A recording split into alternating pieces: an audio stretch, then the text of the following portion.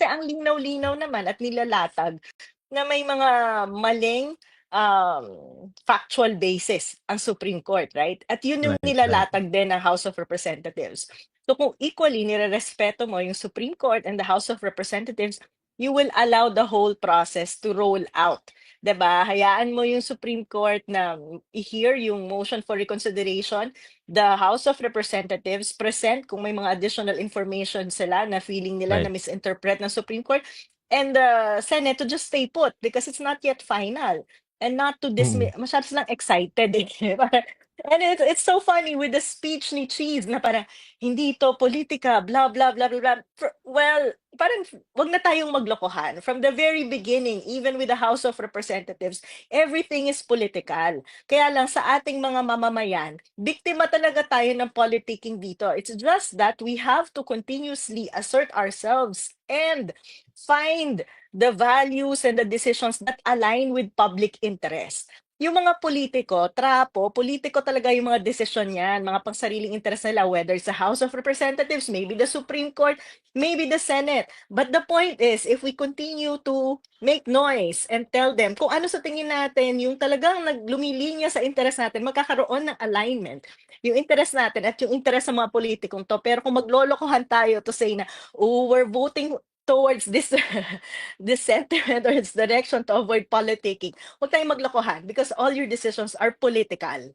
'Di ba? The fact that it Yeah. took forever to discuss the first three petitions sa House of Representatives was political.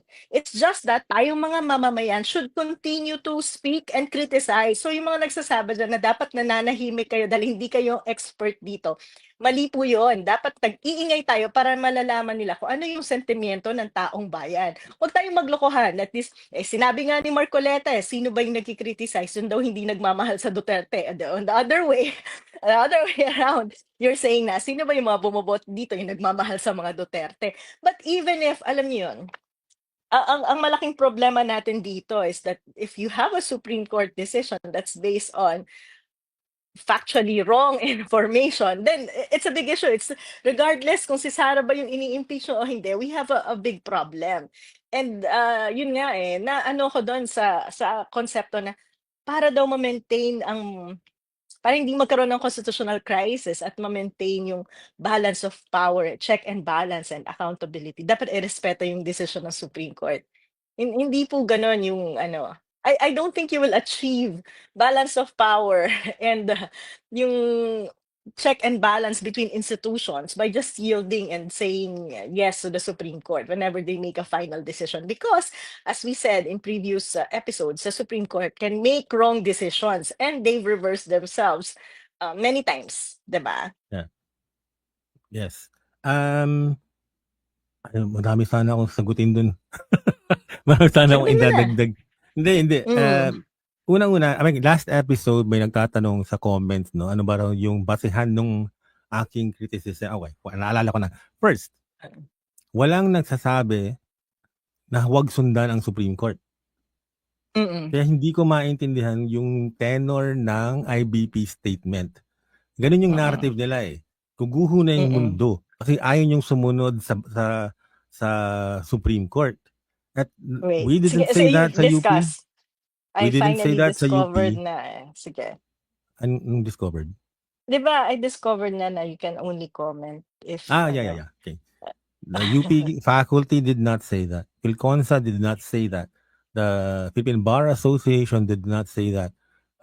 Flag did not say that. So parang sino ba ang nagsasabi na huwag sundan yung Supreme Court, no? So it's a narrative na ginagamit para matakot yung mga good citizens na baka tumahimik na lang tayo kasi madi-disrupt yung ating system. Next, on what Prof. Shelo was saying, pwede ba natin punahin ng Supreme Court? Again, yes. Again, let me read to you an excerpt sa isang Supreme Court decision.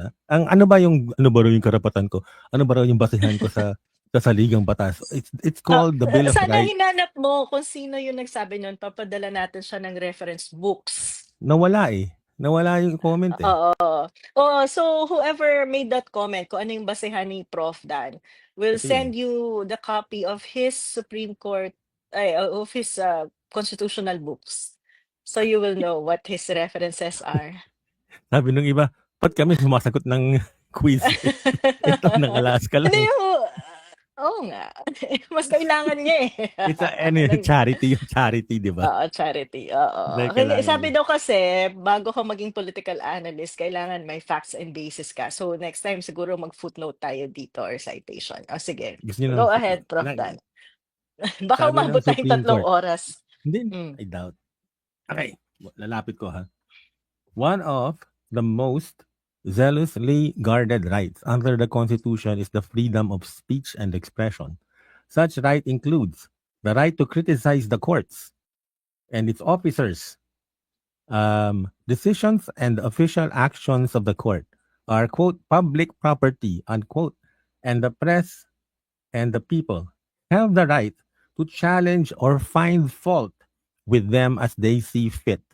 Judicial officers, like other public servants, must answer for their official actions before the Chancery of Public Opinion.